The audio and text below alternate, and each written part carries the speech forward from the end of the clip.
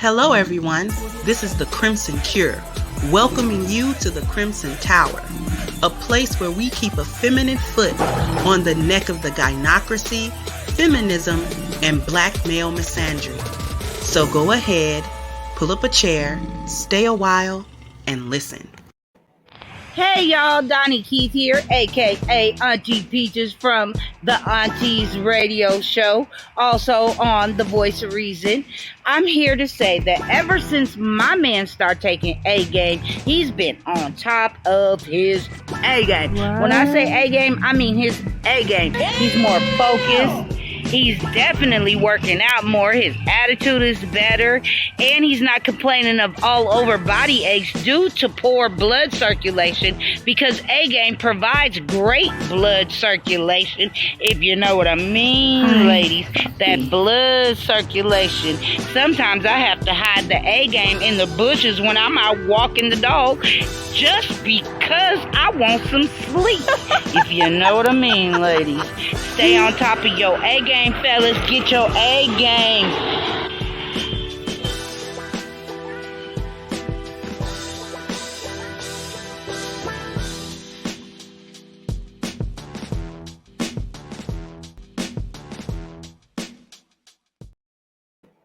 Hey there, my Crimsonites, and welcome to the Crimson Cure channel. I am your host, femininity coach, and author, The Crimson Cure, and this is my perspective. So what are we talking about today? We are talking about when you are an entitled gynocrat with no accountability.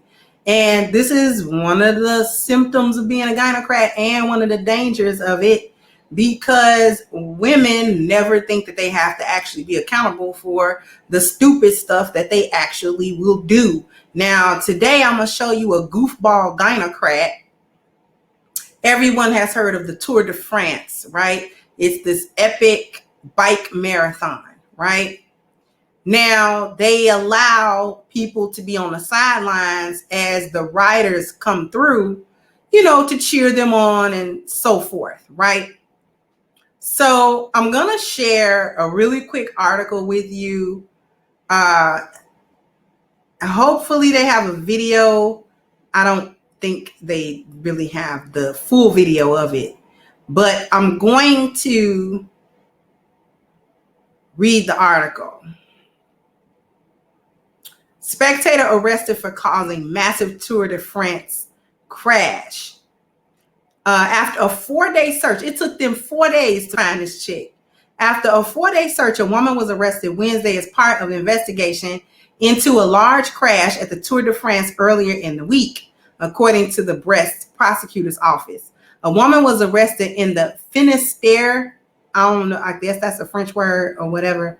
I don't know how to pronounce that today, and she is under custody as part of an investigation into the Tour de France incident. The prosecutor's office told ABC News in a statement. No other information can be shared at the moment.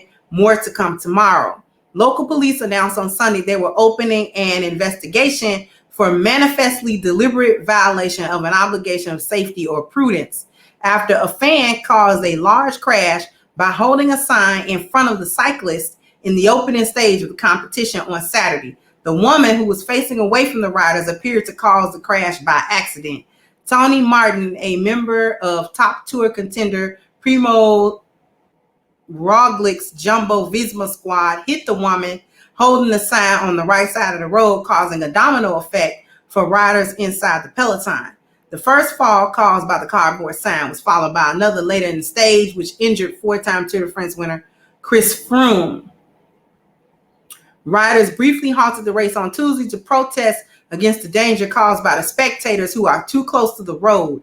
Following the crashes during the third stage of the Tour de France, the riders have been discussing how they wish to proceed to show their dissatisfaction with safety measures in place and demanded their concerns taken seriously. The Riders Union, the Cyclist Professionals Associates, said in a statement, their frustration about foreseeable and preventable action is enormous. The woman that caused the crash by holding her sign out into the road left the scene before authorities arrived, according to local police Facebook. She was wearing glasses and blue jeans, a red and white striped sweater, a yellow jacket, waterproof.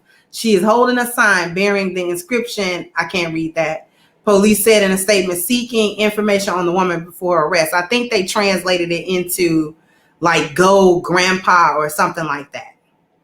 This is a picture of these people who fell off the bike. Okay, bike injuries are not, you can really hurt yourself for real. And it was a bunch of them. I'm going to try to find a video. The woman arrested on Wednesday as part of the investigation is being questioned by the police. After the crash, 3 riders withdrew from the race due to injuries, according to the tour's organizer, including a German cyclist, Joshua Sutherland of Team DSM. Following the crash, he was taken to hospital for exams, which revealed no broken bones, but a severe contusion to his right wrist that would require further exams back home. Team DSM said in a statement about Sutherland, who admitted he was so disappointed. I'm gonna see if I can find the video of the crash.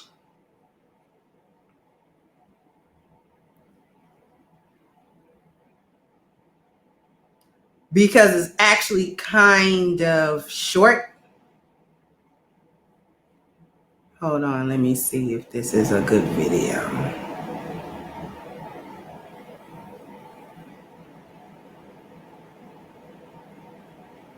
No, I wasn't able to find a really good video real quick. But basically what happened was this chick is a spectator on the side of the road, right? And so she waits until the riders are super close, like touching close, right? So she has this really long oblong sign and she sticks it out for the cameras to catch it, but she sticks it out into the street. And this ain't no little bitty sign. This is a big sign. She sticks it out into the street just as the riders are right up on her. And they fall like dominoes because you know when the Tour de France starts, they are really, really, really close to each other, like a marathon. You start out as a group running in close formation, like as a group. So with the Tour de France is the same thing. It's just bikes. And they are clustered in a group because it just started. You know, they haven't had time to spread out and people take the lead and all that kind of stuff. So when she hit the one guy, everybody behind him, which was a lot of riders, fell like immediately, right? There was nowhere for them to go. They were gonna fall when he fell. And I think that guy kind of got ran over a little bit with other bikes. No one was super injured by that, but the issue is a couple of things. First of all, this chick caused a major accident in a major competition that is viewed worldwide.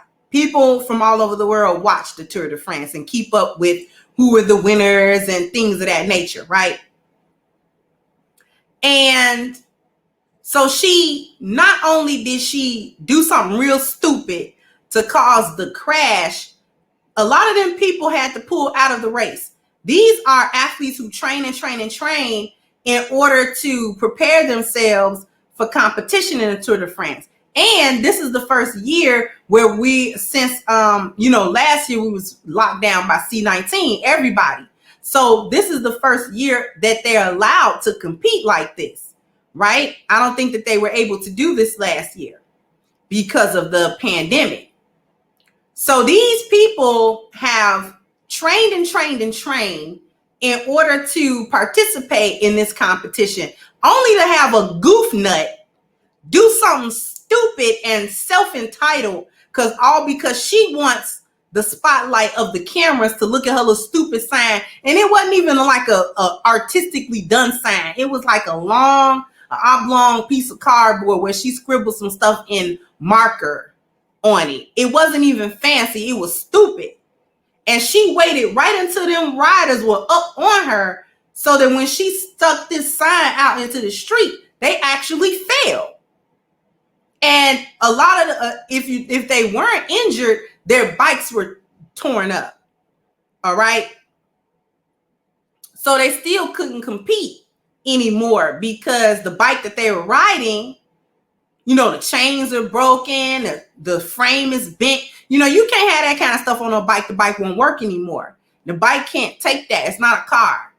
So if it fall over and all that kind of stuff, anything is liable to break on that bike. And if you don't have a spare bike right there, you're not competing anymore. I don't even know if they allow like spare bikes or replacement bikes or whatever, right? So you had your dreams crushed, all because at the beginning of the race, I didn't even get an opportunity to really race because this goof nut, and then she was cowardly. That's the real issue.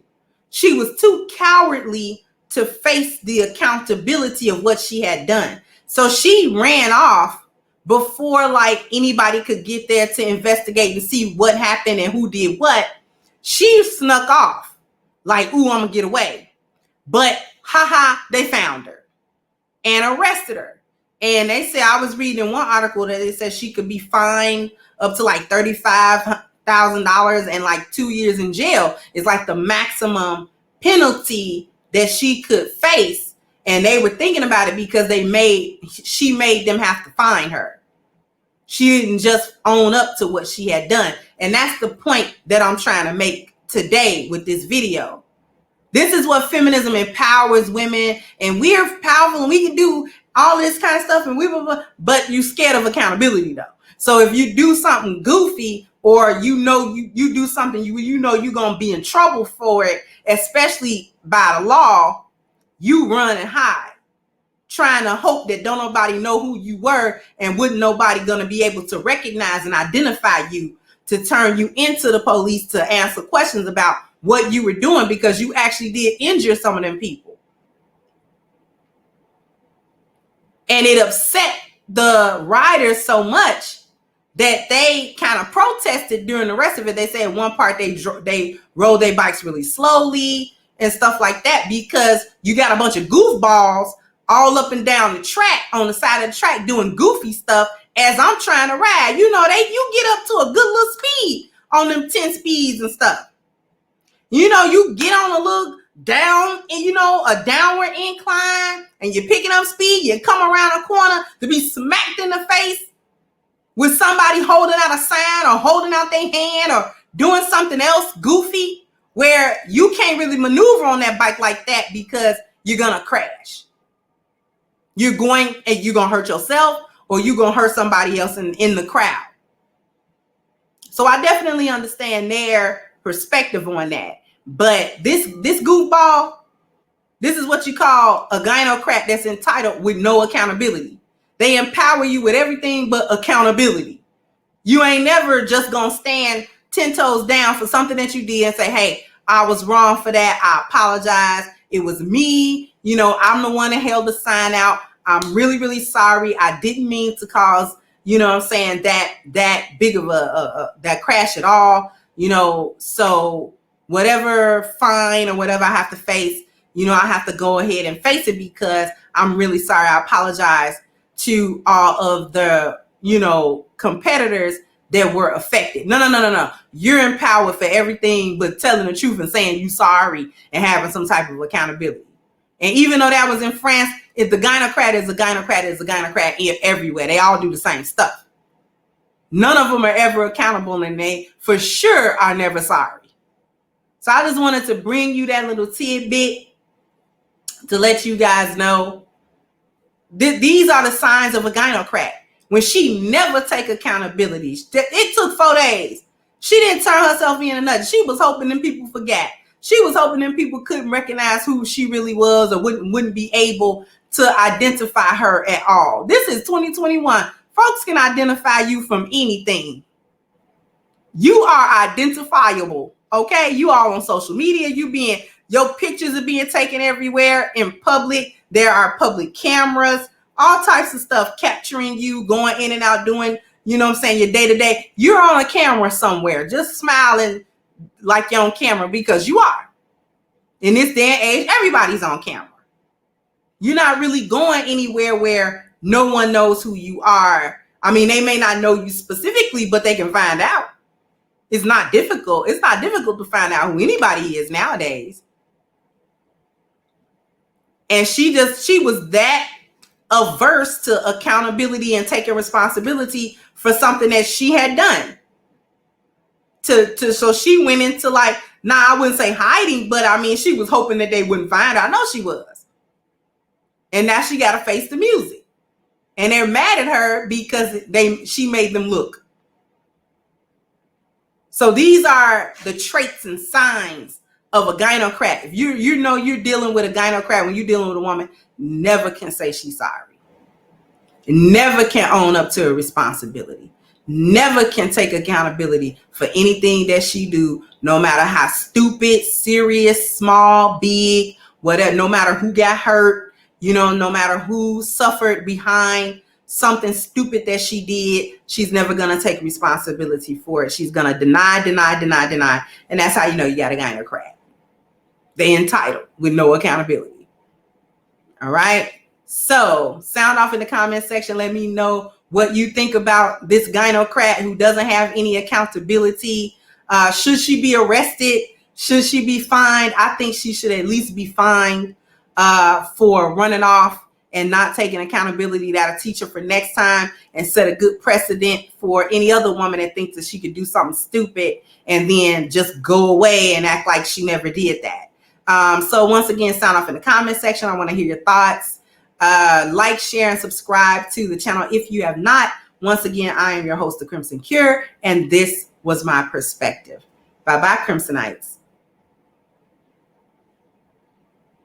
Hey guys, please like, share, and subscribe to the channel and hit the notification bell. And if you've got more to say on the topic, leave a comment down below. Also, don't forget to support our sponsor who so graciously supports this channel by clicking the description box and the link for A-Game at agameherbal.com. You can go ahead and get a 10% discount off of your next purchase using the code Kendra10. This has been yet another Crimson Cure production, and I'll catch you guys on the next one.